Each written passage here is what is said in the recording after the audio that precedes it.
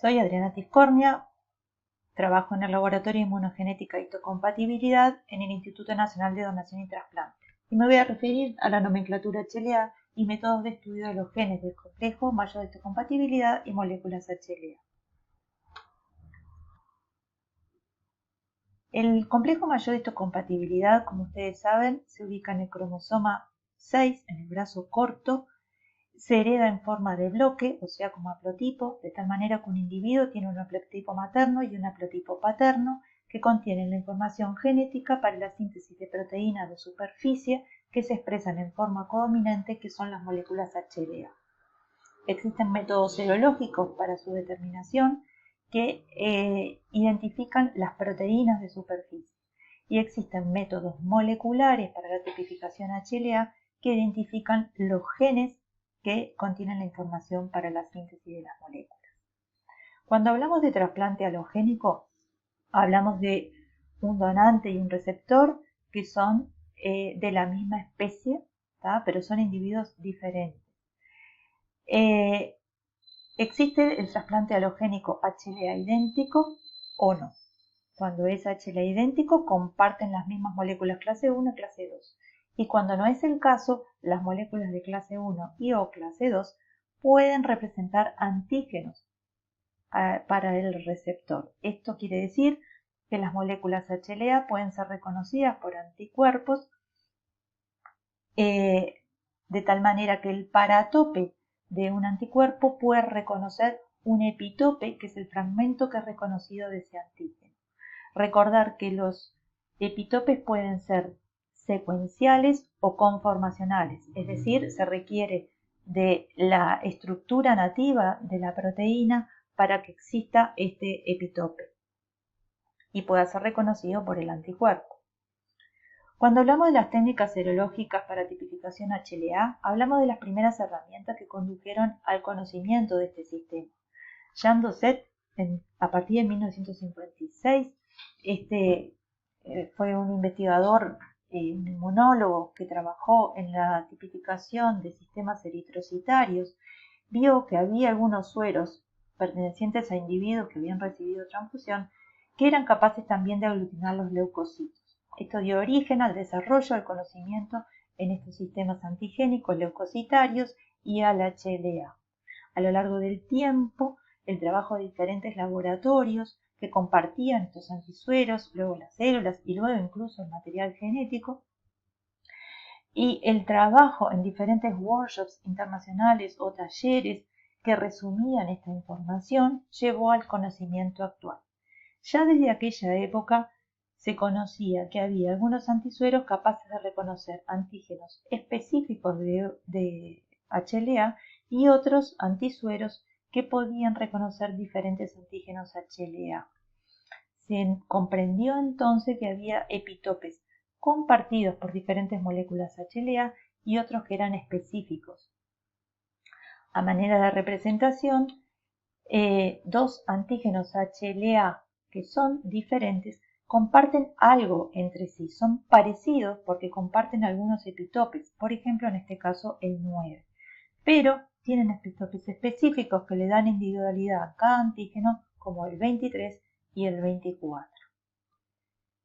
De esta manera se define la nomenclatura serológica utilizando los anticuerpos y se denominan con una letra que habla del locus, un primer número que habla del split o del antígeno específico y un número entre paréntesis que habla del antígeno madre o el antígeno compartido entre más de un antígeno. Hay otros antígenos HLA que solo se representan por la letra y un número. Ya entonces con las herramientas serológicas se vio que los antígenos HLA expresan un único set de epitopes que lo individualizan como antígeno, pero se vio que había epitopes que eran compartidos entre diferentes moléculas HLA. Algunos de estos epitopes compartidos son compartidos entre muchos, entre un grupo grande de antígenos HLA. A estos antígenos o estos epitopes se les llamó epitopes públicos y definen los llamados grupos CREG, que de alguna manera tienen una similitud estructural entre esos antígenos HLA. Estos epitopes públicos los representamos en el ejemplo anterior. Ya ven que diferentes locus, diferentes antígenos correspondientes a diferentes locus, pueden compartir los mismos epitopes públicos, definiendo entonces los grupos CREG. Hay diferentes nomenclaturas de acuerdo a los autores para estos grupos CREG, pero sí sepan entonces que un grupo CREG involucra un conjunto de antígenos HLA diferentes. Cuando hablamos de la técnica serológica para la tipificación HLA y también para otras utilidades como es la identificación de anticuerpos HLA o para realizar la prueba cruzada, hablamos de la microlinfocitotoxicidad, que es una técnica desarrollada por Paul Terasaki en 1964. Esta plaquita, denominada placa de Terasaki, contiene 72 pocillos en el cual va a ocurrir la reacción antígeno-anticuerpo. Luego se le agrega complemento. Si hay reconocimiento antígeno-anticuerpo, la célula muere por la formación de complejo de poro en la membrana. Y si no hay unión antígeno-anticuerpo, la célula sobrevive. Al final de la técnica se incuba con un colorante vital y si las células están muertas se ven en rojo y si las células están vivas se ven en verde. En la tipificación HLA el anticuerpo es conocido, de hecho existen placas precargadas con estos antisueros que son en general monoclonales. Entonces, por ejemplo, estos 3 pocillos tienen monoclonales que identifican el A1, estos siguientes identifican el A2. Si yo incubo con la suspensión de células todo este conjunto de pocillos, con la suspensión de células de un individuo, si acá tengo las células muertas y acá tengo las células vivas, sé que este individuo tiene el A1 y no tiene el A2. Y así tipifico en 2 horas el HLA de un individuo en los diferentes locus. Existen placas para tipificación clase 1 y placas para tipificación clase 2. Cuando hablamos de las técnicas moleculares, tenemos que recordar que el sistema HLA, ustedes ya saben que es el más polimórfico, pero que a su vez ese polimorfismo está ubicado en sitios específicos que tienen que ver con los sitios que codifican para los aminoácidos que están en el sitio de reconocimiento del antígeno o en donde anclan el péptido, y otros sitios que son consensos o comunes. Hay homología en diferentes regiones. Las técnicas moleculares todas parten de una misma etapa inicial, que es el uso de la PCR. La PCR, ustedes saben que tiene la capacidad de amplificar un segmento específico del ADN. En este caso, todas las técnicas moleculares para tipificación de HLA comienzan con la amplificación de el locus A, el locus B, el locus DR, etc. Las diferentes herramientas que tenemos para la tipificación molecular utilizan diferentes estrategias. ¿Qué buscan estas estrategias? Ver cuáles son las diferencias que hay en los sitios polimórficos. Así, algunas estrategias como el SCO utiliza secuencias específicas de oligonucleótidos, o sea, utiliza oligonucleótidos que involucran estas zonas polimórficas que van a ser reveladas con sondas que se hibridan, y entonces si hubo hibridación quiere decir que existe este locus. Hay otras estrategias que utilizan primer específicos, los SCP. Si utiliza un conjunto de primers, entonces si este primer amplifica, quiere decir que es este alelo. Otras técnicas directamente secuencian las bases nucleotídicas, identifican toda la secuencia del ADN en aquellos exones que son polimórficos. De esta manera podemos analizar toda la secuencia en los sitios polimórficos, y la herramienta de mayor potencial en esto son los secuenciadores de la nueva generación, que me permiten tipificar a la vez diferentes individuos, diferentes locus, y tanto exones como intrones a la vez. Las técnicas moleculares tienen diferentes niveles de resolución. Un nivel de resolución bajo nos referimos cuando se define solo el antígeno, un nivel intermedio cuando define un grupo de alelos posibles y un nivel alto cuando define un alelo específico.